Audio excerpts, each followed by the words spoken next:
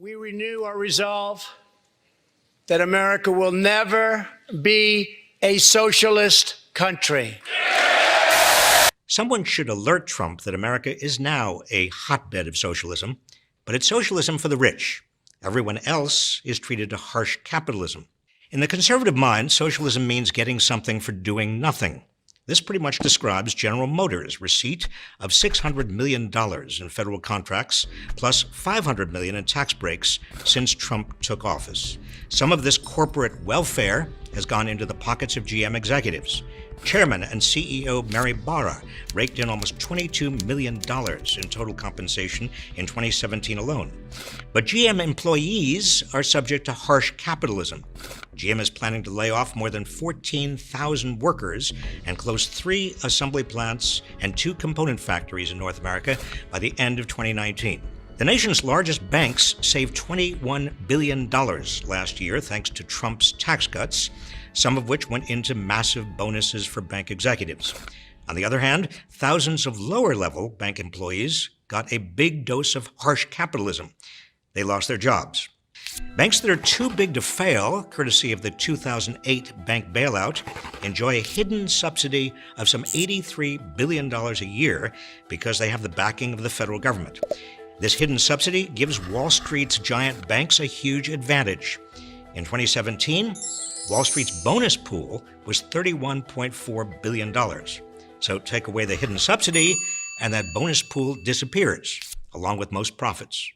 Trump and his appointees at the Federal Reserve are easing bank requirements put in place after the bailout, but they will make sure the biggest banks remain too big to fail. When he was in business, Trump perfected the art of using bankruptcy to shield himself from the consequences of bad decisions. Socialism for the rich at its worst, while leaving employees twisting in the wind. Now, all over America, executives who run their companies into the ground are getting gold-plated exit packages, while their workers get pink slips. Under socialism for the rich, you can screw up big time and still reap big rewards. Equifax's Richard Smith retired in 2017 with an $18 million pension in the wake of a security breach that exposed the personal information of 145 million customers to hackers. Wells Fargo's Carrie Tolstead departed with a $125 million exit package after being in charge of the unit that opened more than 2 million unauthorized customer accounts. Whatever happened to the idea of a meritocracy? An economic system that allows everyone to get ahead through hard work, and economic gains go only to those who deserve them. Around 60% of America's wealth is now inherited. Many of today's super rich have never done a day's work in their lives.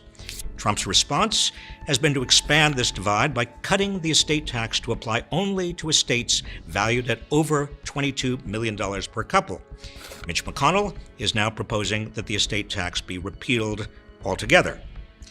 To the conservative mind, the specter of socialism conjures up a society in which no one is held accountable and no one has to work for what they receive. Yet that's exactly the society Trump and the Republicans are promoting for the rich.